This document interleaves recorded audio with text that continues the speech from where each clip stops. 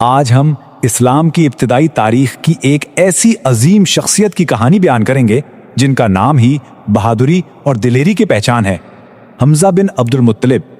ان کی زندگی، وفاداری، ایک حیرت انگیز تبدیلی اور ایک ایسی لازوال قربانی کی داستان ہے جسے آج تک یاد کیا جاتا ہے۔ اسد اللہ یعنی اللہ کا شیر، یہ تھا ان کا لقب۔ لیکن اس عظیم لقب کے پیچھے جو انسان تھے وہ کون تھے؟ ان کی شخصیت کو سمجھنے کے لیے ہمیں ان کے خاندانی رشتوں کی گہرائی کو دیکھنا ہوگا، کیونکہ ان کی پوری کہانی کی بنیاد وہیں سے شروع ہوتی ہے۔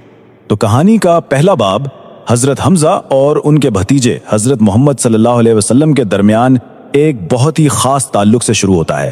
یہ صرف خون کا رشتہ نہیں تھا، بلکہ اس سے کہیں گہرا اور مضبوط تھا۔ دیکھیے یہ تعلق کتنا منفرد تھا۔ وہ صرف چچا بھتیجے ہی نہیں تھے، وہ رضائی بھائی بھی تھے، کیونکہ ایک ہی خاتون نے دونوں کو دودھ پلایا تھا۔ اس رشتے نے انہیں سگے بھائیوں کی طرح قریب کر دیا تھا، اور تو اور عمر میں بھی کوئی خاص فرق نہیں تھا، بس 2 سے 4 سال کا۔ یہ جو گہرے ذاتی رشتے تھے یہی آگے چل کر ان کی زندگی کے سب سے بڑے فیصلوں کی بنیاد بنے۔ اب آتے ہیں کہانی کے اس موڑ پر، وہ لمحہ جب شیر نے پہلی بار دہاڑ لگائی۔ ایک ایسا واقعہ جس نے حمزہ کو ہمیشہ کے لیے بدل کر رکھ دیا اور انہیں نئے دین کے سب سے بڑے محافظوں میں سے ایک بنا دیا۔ ذرا اس منظر کو سوچیں، حمزہ اپنے پسندیدہ مشغلے شکار سے واپس آ رہے ہیں، اور انہیں کیا خبر ملتی ہے کہ ابو جہل نے ان کے بھتیجے کی سرے عام توہین کی ہے۔ بس یہ سننا تھا کہ غصے سے ان کا خون کھول اٹھا۔ وہ سیدھا کعبہ کا رخ کرتے ہیں، ابو جہل کو ڈھونڈ نکالتے ہیں اور اپنی کمان سے اسے مارتے ہوئے وہ اعلان کرتے ہیں جو مکہ کی فضاؤں میں ہمیشہ کے لیے گونج اٹھا۔ یہ الفاظ یہ صرف غصے کا اظہار نہیں تھے، یہ ایک ناقابل واپسی فیصلہ تھا۔ اس ایک لمحے نے مکہ میں طاقت کا سارا کھیل بدل کر رکھ دیا تھا۔ اب تک جن کمزور مسلمانوں پر ظلم ہوتا تھا، اب ان کے پاس ایک ایسا محافظ آ گیا تھا جس سے قریش کے بڑے بڑے سردار بھی ڈرتے تھے۔ لیکن اس کھلے عام اعلان کے بعد کی رات آسان نہیں تھی۔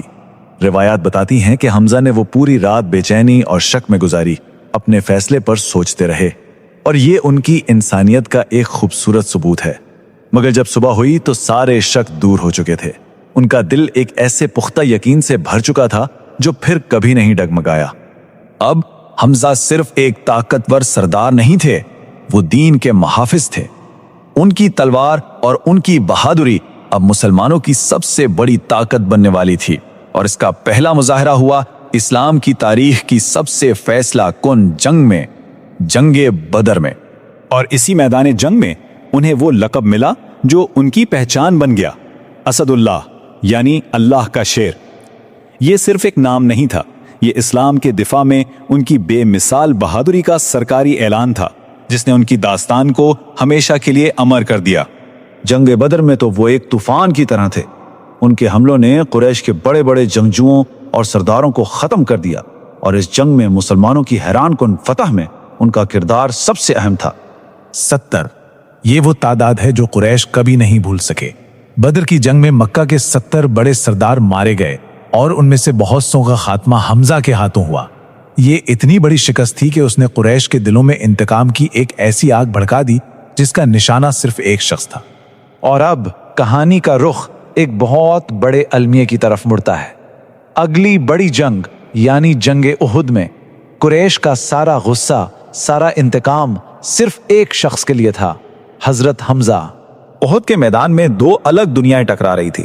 ایک طرف حمزہ تھے جو اپنے ایمان اور اپنی جماعت کے لیے لڑ رہے تھے، اور دوسری طرف تھا وحشی، ایک غلام جسے صرف ایک چیز سے مطلب تھا، حمزہ کو قتل کرو اور آزادی حاصل کر لو۔ اور یہ حضرت حمزہ کے آخری لمحات کی دردناک کہانی ہے۔ وہ بہادری سے لڑ رہے تھے، آگے ہی آگے بڑھ رہے تھے، لیکن انہیں یہ اندازہ نہیں تھا کہ ایک نیزہ صرف اور صرف ان کا انتظار کر رہا ہے۔ یہ کوئی حادثاتی موت نہیں تھی، یہ ایک منصوبہ بند قتل تھا، اور اس کے بعد جو ہوا وہ اس سے بھی زیادہ ہولناک تھا۔ حضرت حمزہ کی شہادت کے گہرے اثرات ہوئے، خاص طور پر نبی اکرم صلی اللہ علیہ وسلم پر اس کا کیا اثر پڑا، اور اس واقعے نے کیسے حضرت حمزہ کا مرتبہ ہمیشہ کے لیے تاریخ میں محفوظ کر دیا۔ یہ وہ منظر ہے جہاں الفاظ ساتھ چھوڑ دیتے ہیں۔ جب نبی اکرم صلی اللہ علیہ وسلم نے اپنے پیارے چچا کی بے حرمت لاش دیکھی تو یہ صرف ایک سپاہی کا نقصان نہیں تھا، یہ ایک بہت ہی ذاتی اور ناقابل بیان غم کا لمحہ تھا۔ انہوں نے صرف ایک جنگجو نہیں کھویا تھا، उन्होंने अपना चचा खोया, अपना रिजाई भाई खोया, अपना सबसे बड़ा मुहाफिज खोया। नबी अकरम सल्लल्लाहु अलैहि वसल्लम का गम इतना गहरा था कि उसे बयान करना मुमकिन नहीं। इसी शदीद गम के लम्हे में हजरत हमजा को वो लक़ब अता हुआ जो हमेशा के लिए उनके नाम के साथ जुड़ गया, सैयदुश शुहदा, यानी तमाम शहीदों के सरदार। उनकी कुर्बानी को शहादत का सबसे ऊंचा, सबसे आला दर्जा दिया गया और उनको जो इज्जत दी गई वो भी बेमिसाल थी। उहद के हर शहीद की नमाज जनाजा के साथ नबी अकरम सल्लल्लाहु अलैहि वसल्लम ने हजरत हमजा की नमाज जनाजा दोबारा अदा की 70 बार।